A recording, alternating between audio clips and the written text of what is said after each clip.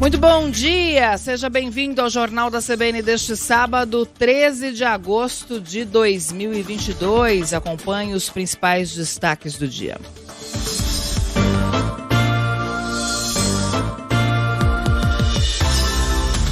Deputados e senadores começaram a pressionar os presidentes da Câmara e do Senado para aumentar os próprios salários. A ofensiva aumentou depois que o Supremo Tribunal Federal reajustou o salário dos ministros e servidores do Judiciário em 18%. Segundo o jornal Estado de São Paulo, a proposta em discussão no Congresso é de elevar o salário dos parlamentares em 9%. Esse percentual faria o vencimento saltar de R$ 33.700 para R$ 36.800. Para evitar desgaste na campanha eleitoral, o projeto deve entrar em pauta depois das eleições. 6:02 agora, o escritor britânico Salman Rushdie respira com a ajuda de aparelhos. Não consegue falar e pode perder um olho por causa do atentado que sofreu numa conferência em Nova York. De acordo com o agente do autor nos Estados Unidos, Rushdie também foi ferido no braço e no fígado. A polícia de Nova York informou que o responsável por esfaquear o escritor está preso. Hadi Matar, de 24 anos, mora em Nova Jersey. A motivação do crime ainda não foi esclarecida. Salman Rushdie é jurado de morte pelo Irã há mais de 30 anos por causa do livro Versos Satânicos, considerado uma blasfêmia contra o profeta Maomé pela comunidade muçulmana.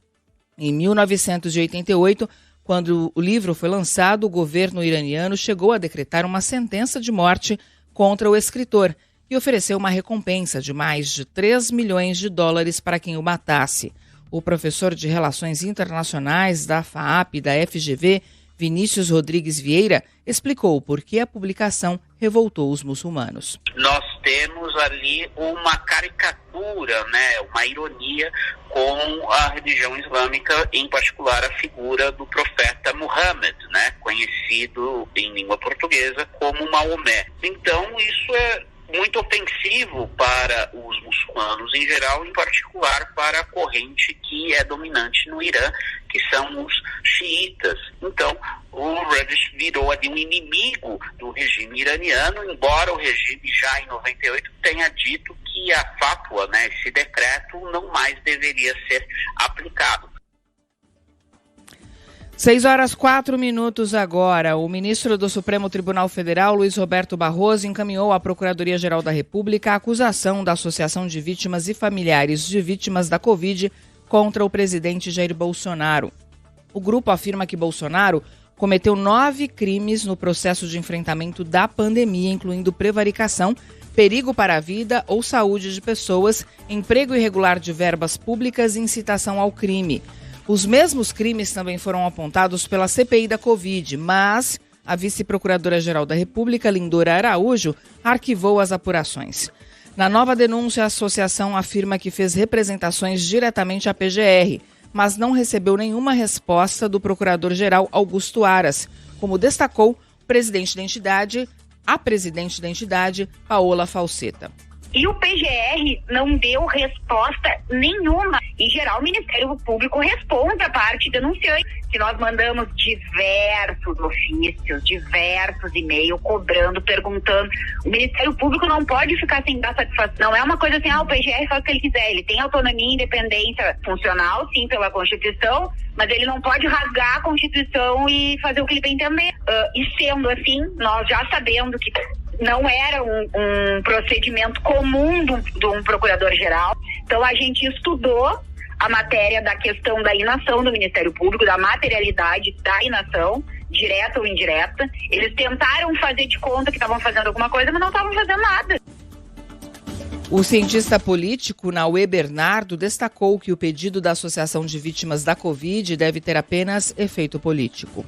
Dificilmente vai ter um efeito prático, até porque a PGR já se manifestou a respeito de pedidos que podem ou não ser parecidos com os elementos de prova que foram levados pela CPI, o que pode ter um efeito político em cima dessa situação e gerar uma nova forma de pressão. Dificilmente, nesse cenário que a gente está, pode ocasionar algum resultado finalístico. sou bastante cético quanto à possibilidade de mudança de posicionamento por parte da Procuradoria-Geral da República, porque já houve análise a respeito disso com os elementos que a CPI entregou.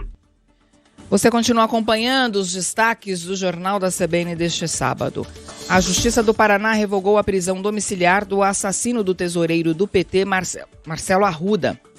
O agente federal penal, Jorge Guaranho, vai ser transferido para o Complexo Médico Penal de Pinhais, na região metropolitana de Curitiba.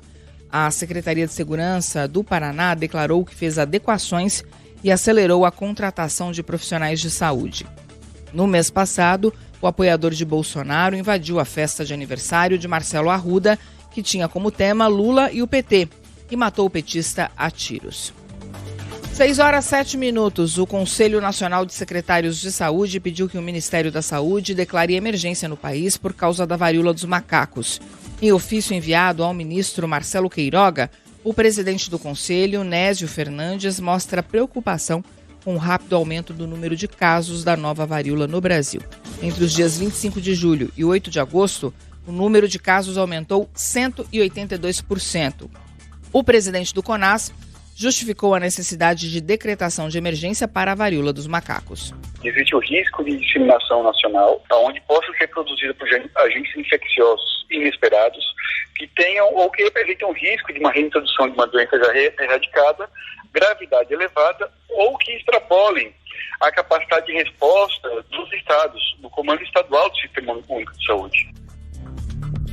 6h08. Outro assunto aqui do Jornal da CBN deste sábado. O deputado federal cassado Valdevan 90 do PL de Sergipe foi alvo de uma operação que investiga o enriquecimento ilícito de dirigentes do Sindicato de Motoristas e Cobradores de Ônibus de São Paulo.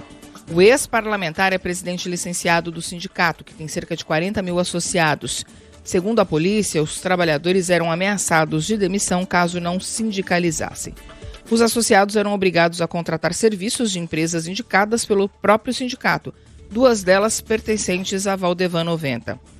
Os delegados Roberto Monteiro e Fábio Daré falaram sobre o esquema.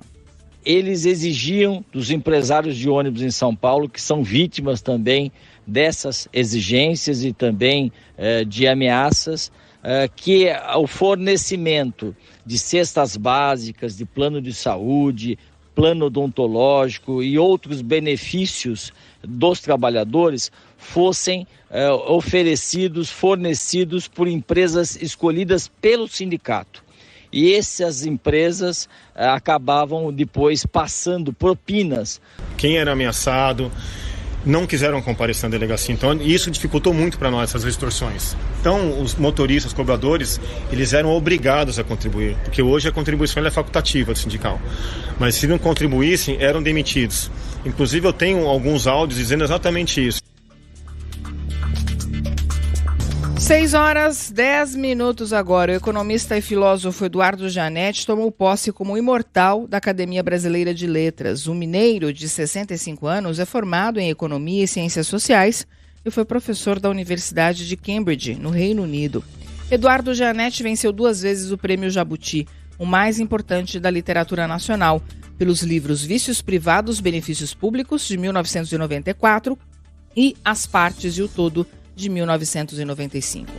No discurso de posse, Eduardo Janete falou da emoção de ocupar a mesma cadeira que já pertenceu a Guimarães Rosa, mas lembrou que é preciso ampliar a diversidade nesse mesmo assento. Nenhuma mulher, nenhum afrodescendente.